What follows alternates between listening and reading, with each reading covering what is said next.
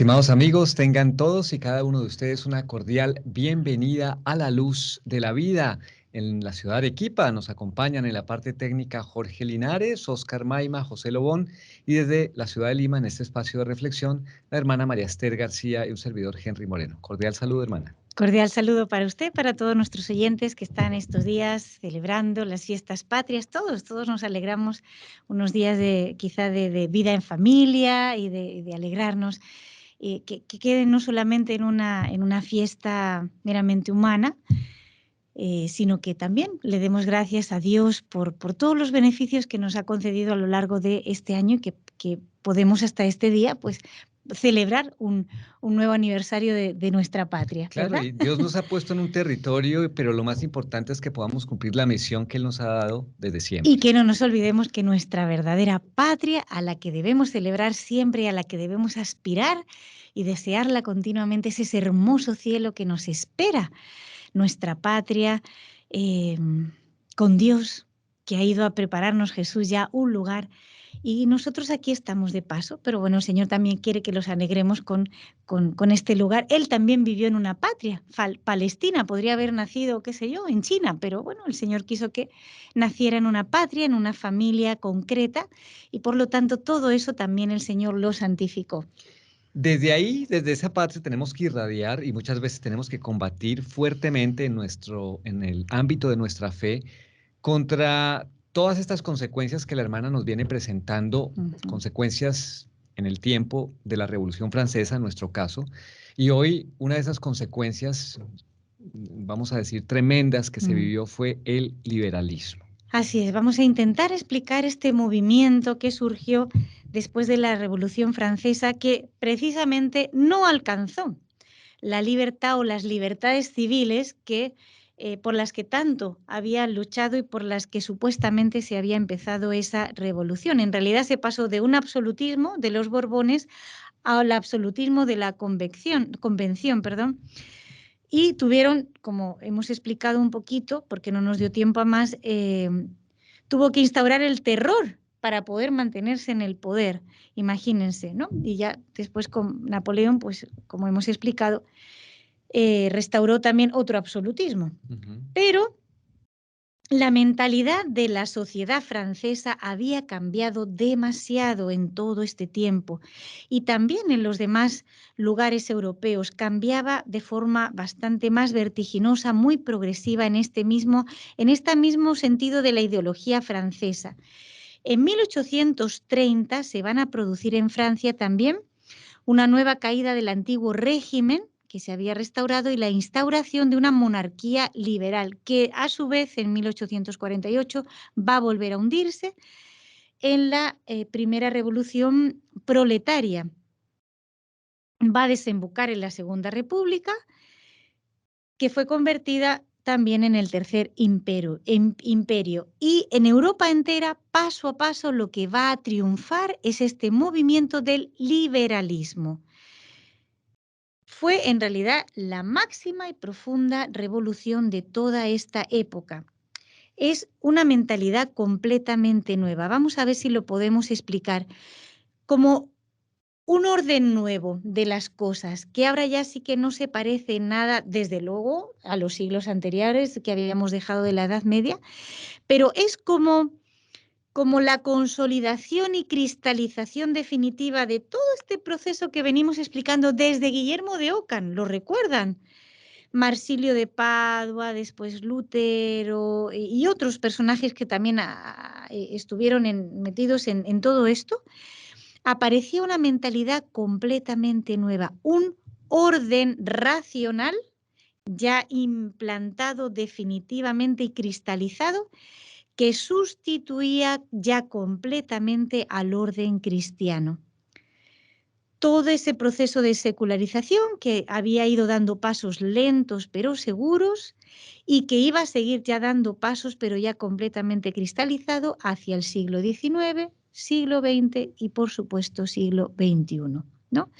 Claro, piensen lo que hemos explicado algunas veces también, tantos años de este pensamiento racionalista, de este movimiento del mecanicismo, el empirismo, el relativismo, el naturalismo y sobre todo la consecuencia de este movimiento o esta nueva religión deísta, es decir, que si Dios Dejó esta máquina dejó esta funcionando. máquina funcionando, Dios no ha hablado a los hombres para nada, porque recuerden que el deísmo niega completamente la revelación divina y por lo tanto también la Sagrada Escritura.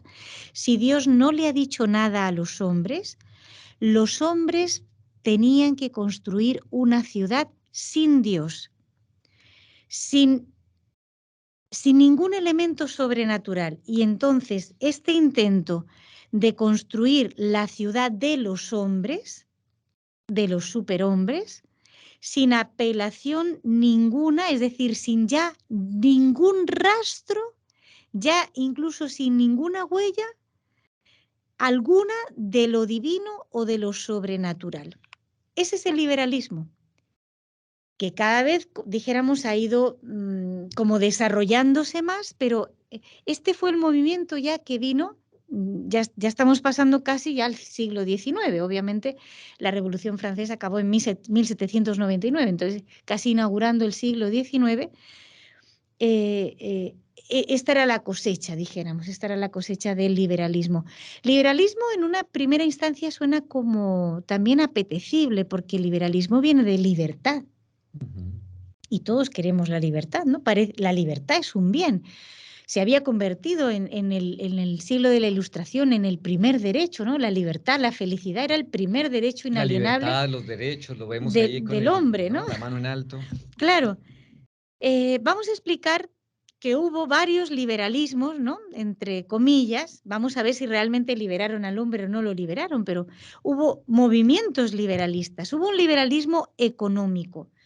No podemos explicar en profundidad todo esto, primero porque no somos expertos en el tema, no somos historiadores, no somos sociólogos, pero sí podemos darle como una definición o una explicación breve de cada uno de estos movimientos o aspectos del liberalismo. ¿En qué se apoyaba el liberalismo económico? Sobre todo en el derecho absoluto a la propiedad privada. Fíjense que se había estado... Rousseau hablaba contra la propiedad privada, ¿no? Y fue lo que uno de los movimientos que promovió la Revolución Francesa. Y sin embargo, ahora con el liberalismo se apoya la propiedad privada sin ningún límite. Por eso se llama liberalismo, ¿no? Le daba este liberalismo económico a los patronos la libertad de fijar los horarios, los sueldos al proletariado. La libertad de hacerse esclavo del patrono o de morir de hambre también. La ley prohibió en esta época, siglo XIX, las asociaciones obreras porque tenían miedo de que se restaurasen las antiguas corporaciones, porque sabían que esos movimientos obreros tenían mucha fuerza.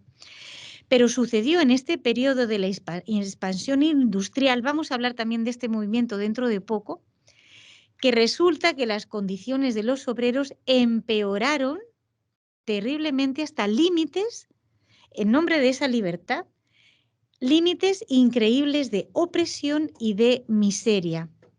Entonces, el supuesto liberalismo económico lo que engendró fue una clase obrera bastante como amargada, claro, resentida, oprimida, con la clase burguesa, obviamente, y que va a dar ocasión en poco tiempo a una lucha de clases que el señor Carlos Marx va a elevar a la condición de motor de la historia. Él va a decir que la lucha de clases es el motor de la historia. Ahí va a empezar otra historia, ya vamos a llegar a eso, pero digamos que vamos a llegar a este punto porque este liberalismo ha causado en la sociedad una diferencia, una opresión entre los que pueden llegar a tener esa propiedad privada y aprobarse como quiera de ellas y manejar a los que están más abajo como quieran. Claro. O sea, que vemos, no es que estemos a favor de ninguna de ellas ni en contra de ninguna de ellas. Lo que vamos viendo, y por eso es importante tomar distancia de esto y mirar al ser humano en sus distintas actuaciones. Cómo de un extremo va a otro, lo hemos dicho varias veces, buscando la libertad, la felicidad y nunca da con la solución adecuada. porque sencillamente ha quitado la única causa que genera el efecto que él busca, que es Dios. Claro. Entonces, bueno, vamos leyendo la historia sencillamente. Ojalá aprendamos nosotros mirando esta historia y digamos, no voy a cometer los mismos errores de mis antepasados. Y para esto tengo que ser humilde y aceptar a Dios y aceptar su ley y verla como lo mejor para mi felicidad. Hermana, ahora que usted dice eso me parece muy importante porque uno podría pensar que la reflexión de estas cosas como que no entran dentro del ámbito de una familia, podrían parecer muy grandes y muy ajenas. Sin embargo, si esa No, familia no cambia en estos aspectos, si cada uno como familia y como persona verdaderamente no leemos la verdad y no cambiamos en ese aspecto, pues nunca la sociedad va a cambiar. claro. Necesitamos hacerlo desde casa. Muy bien dicho y muy práctico. Si yo, esposo o esposa, tengo problemas con mi cónyuge y me dejo llevar del orgullo y creo que siempre tengo razón y no escucho las razones de los demás, o yo, hijo, soy un rebelde y no acepto que nadie me dé órdenes ni indicaciones, en realidad yo me estoy comportando como estos seres Claro. humanos, en pequeño, pero estoy creando ya una sociedad. Porque mis hijos, si ven ese comportamiento entre los cónyuges, que nos maltratamos, que no nos respetamos y muchos etcéteras que no vienen al caso, pues van a aprender ese comportamiento. Luego después con sus jefes o en las escuelas o con sus compañeros van a ser así. Es un liberalismo en la familia y Claro, también es importante tener los filtros para que ese liberalismo que está afuera no penetre no mi penetre casa. y hacer como un estudio con nuestra familia de esta historia. Mira, hijo, lo que pasó a lo largo de los siglos cuando lleguen los adolescentes, que ya sabemos que los adolescentes pues van contrastando su personalidad para poder formarla, pues llega un momento en que están en contra de todo. O sea, basta que el papá, la mamá digan blanco para que ellos digan negro, y si el papá dijera negro, ellos dirían blanco. Muy bien, bueno, sabemos que es parte de, De esa etapa, de esa digamos. etapa de la adolescencia. Muy bien. En vez de ponerme a gritarle a mi hijo, a decirle no te entiendo Vamos a hablar. vamos a hablar y vamos a estudiar historia, hijo. Mire, me parece excelente esto que tú me dices, que te liberes, que no quieres opresión ninguna de tus padres, que por qué tú no decides por ti mismo. Es excelente. Vamos a estudiar historia y vamos a ver qué pasó con los hombres que quisieron decidir por sí mismos y quisieron liberarse de todo. Venga, vamos a estudiar historia. Mira, te voy a decir que o escuches estos programas de la luz de la vida tan interesantes o si no, estudies cualquier libro de esta época y veas qué pasó con estos hombres, ¿no? Y ya está. Y tú, que eres tan mayor y tan adulto y tan maduro, vas a sacar Las las consecuencias conclusiones. y las Ujú. conclusiones por ti mismo. Yo no te las voy a decir. Eso es lo que tendríamos que hacer. Sería una buena reflexión a nivel de familia, por ejemplo. Bueno, en fin, vamos a hablar. Hubo otro liberalismo político. Expresaban este liberalismo con una fórmula clásica. Estaba en francés, la vamos a traducir al castellano, dejen hacer, dejen pasar, ¿no? Dejen hacer todo. Es decir, el principio de no intervencionismo de parte del Estado. Decían ellos, siendo el hombre, vuelven a la misma teoría idealista utópica, Del hombre porque bueno del por su hombre bueno por naturaleza. su naturaleza. Bueno, si el hombre es bueno por su naturaleza, no necesita más orientaciones que aquellas que le da su naturaleza y su razón. Por lo tanto, hay que facilitarle el uso de su libertad en todos los campos. Libertad de expresión, esto es muy actual, pero estaba en el siglo XIX, fue que empezó esto.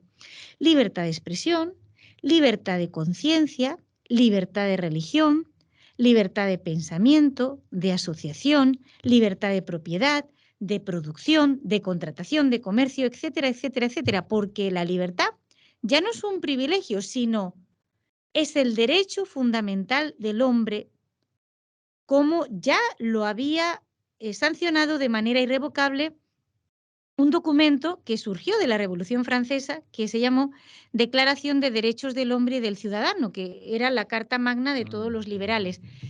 Ojo, no decimos que algunos aspectos de estos movimientos no sean positivos y constructivos.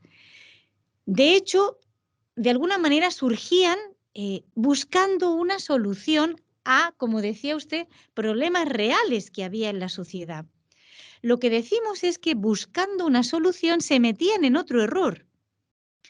Porque no es que esté mal que el hombre busque una libertad de expresión adecuada, una libertad de conciencia, hay que tenerla, porque por ejemplo ahora necesitamos la libertad de conciencia si un Estado me obliga a mí, por ejemplo, médico, a hacer abortos y yo católico o con unos principios correctos de conciencia no puedo acceder a eso, no me pueden obligar, tengo derecho de libertad de conciencia, ¿no?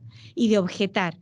Entonces hay cosas que están muy bien, pero donde vemos el error, donde se ve categóricamente el error es que todo esto se hacía sin alusión a la ley divina que Dios había puesto y que había impreso, esa ley natural Sin ello es dentro del imposible. corazón del ser humano. Entonces, como que el ser humano continuamente estaba como contradiciéndose a sí mismo, porque esto lo llevaba Y dentro. empieza ahí, hermana, esto que hoy vivimos tan fuerte, que hablamos mucho de los derechos, hoy está mucho más consolidado, Uf, pero hablamos poco de los deberes. claro. Y de los derechos y los deberes conectados con la verdad, que es eso que usted dice, esa conexión con Exacto, Dios. porque es un derecho también muy subjetivista, ¿no?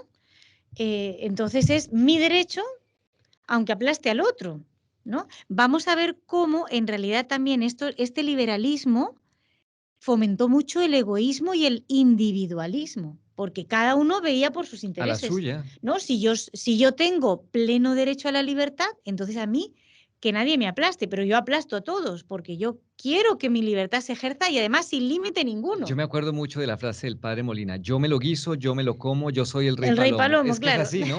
Si yo lo hago, si yo invertí, si yo dediqué mi tiempo, si yo tengo derecho, esto es mío, se acabó.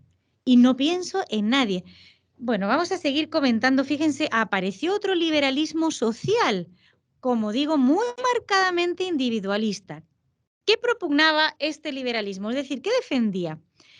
La convicción de que cada uno tenía que mirar por sí mismo, guiado por sus propios intereses y por su propia razón. Recordemos que a estas alturas el hombre decía que es bueno lo que a él le parece y le apetece que es bueno, y es malo lo que a él le parece y apetece que es malo. Entonces, si a mí el otro me molesta y me parece malo, lo tengo que eliminar, ¿no? Todo el mundo miraba por su propio interés. El hombre liberal es el hombre nuevo, es crítico de sí mismo, es su propio juez, es su propio abogado, es su propio administrador y es su propio gobernante. No necesita ya que nadie le diga nada. Y como todos somos iguales, porque es verdad que se había propugnado también, ¿no? Y se había defendido en la Revolución Francesa, libertad, igualdad, fraternidad, Ujú. era el lema. Los tres lemas. Entonces, bueno, todos somos iguales y la igualdad es una propiedad del individuo, ¿no? Como la libertad. Y todas deben funcionar con una supuesta armonía, ¿no? Ya preestablecida entre todos, en una sociedad próspera y feliz. Pero, oh sorpresa, la realidad era muy otra, porque esa igualdad y esa armonía en realidad no existía en ningún lado, solamente en sus En estamentos, el en sus ideal. escritos y en sus ideales. ¿Por qué? Porque ya hemos dicho, hablando de ese liberalismo económico, la desigualdad real y la opresión que se ejercía sobre los proletariados. Y además el dinero en ese momento se había convertido en el dios de este mundo y desplazaba obviamente al Dios creador, al Dios que hizo el cielo y la tierra, pero era un liberalismo, como digo, sumamente egoísta. Más aún, este hombre liberal del principio del siglo XIX, que además después se va a desarrollar mucho más, pensaba que el egoísmo es una de las fuerzas que hace avanzar la historia, ¿no? En la medida en que yo velo por mí, dijéramos, me realizo y soy capaz de salir adelante. Claro, la ley de la selva. Aquí lo que está promulgando es la ley de la Que selva. hoy lo conectamos mucho con volvemos y lo decimos, el empoderamiento, El ¿no? empoderamiento. Empodérate, desarrolla tu capacidad, que no haya obstáculos que te vayan a poner un obstáculo en donde tú te desarrolles y llegues hasta el tope. Exacto. No solamente entonces hacen de la libertad un derecho, que está bien, pero dijéramos sin límite ninguno, sino que hacen de eso una norma moral. Entonces, por ese individualismo que bueno, puede parecer deshonesto, ¿no? Realmente lo era, ¿no? Pero ellos lo llamaban filantropía, que fue una palabra que en ese tiempo se puso muy de moda. El hombre por el hombre. El hombre por el hombre. Ya explicando la masonería, que ya vamos a tener tiempo también de desarrollarla más, también era una palabra que usaban mucho los masones, ¿no? Ellos son muy filantrópicos y muy fraternos, la fraternidad universal entre todos los hombres. Como digo, una palabra muy de moda y muy querida en esa época. Pero ¿qué era la filantropía? Era también un sentimiento un poco vago. Era como un sentimiento humanitario, socializante, ¿no? Sí, la fraternidad universal, la igualdad entre todos. Em, Hermana, perdóname, yo sí, no puedo dejar de decirlo, pero dígalo, mirémoslo en dígalo. nuestros días. Veamos las instituciones globales. Respeto de la naturaleza, respeto de los animales, respeto del ser humano, derechos del ser humano. ¿Dónde está Dios? Nada. Erradicado totalmente. Es el hombre por el hombre. Todo esto viene de allí. Pero el hombre por el hombre, sin referencia a Dios, la realidad que se vivía, por más que ellos quisieran promulgar en escritos, en universidades, ¿no? en discursos, en mítines, etcétera, todas estas cosas que sonaban tan bonitas, la realidad es que el hombre, cuando quita su referencia a Dios, es el peor enemigo del hombre, se convierte en una bestia. Lo hemos visto en la Revolución Francesa, lo vamos a ver en esas dictaduras, en estas mismas opresiones que había, ¿no? tan esclavizantes del proletariado, y todavía no querían abrir los ojos. Entonces, hubo una corriente, sí, de respeto, de amor a la persona y a la humanidad, pero la humanidad es una cosa etérea. Cuando uno dice, yo amo a la humanidad, soy muy fraterno con la humanidad, en realidad me estoy amando a mí mismo, porque amar una intelequia, amar un abstracto, no, yo amo a una Claro, amo a persona, la persona, ¿no? amo a Es mi como, prójimo. claro, y al que tengo al lado, ¿no? La razón, el sentimiento natural, un subjetivo imperativo moral que se despertaba, ¿no? Como con una cierta actitud de benevolencia y de ayuda hacia los demás. Esa era la filantropía, ¿no?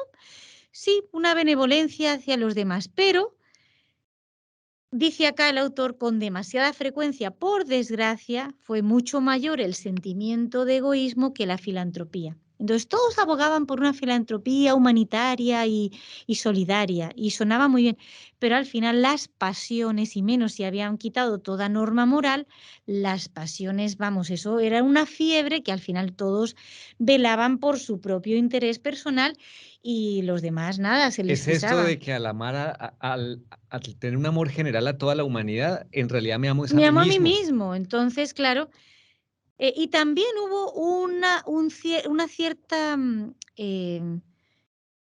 influencia del liberalismo en el campo teológico y religioso. Es normal, también cayó, ¿no? en la Iglesia Católica este movimiento tan fuerte que había, y que sin querer uno pues se influenciaba. Entonces, bueno, hubo un movimiento liberal que fue rechazado por el magisterio de la Iglesia porque era muy Sí, porque esto se coló, hay que se decirlo coló como en la siempre. Iglesia, pero después hubo un liberalismo católico más moderado que, aunque en principio parecía no salirse de la Iglesia y querían conjugar, que esto tendremos tiempo cuando hablemos del modernismo metido en la Iglesia, incluso de la Peligroso. masonería metida dentro de la Iglesia, porque si el demonio, como hemos dicho, se metió incluso en el paraíso, un lugar tan santo, pues ¿cómo no se va a meter en la Iglesia? Claro que sí, porque busca perder a los hombres. Y también eso de que si dentro de los apóstoles había un traidor, pues Pues como no en la Iglesia, el demonio siempre va, dice, ¿no? Que no duerme, dice el apóstol San Pablo, no duerme buscando a quién devorar.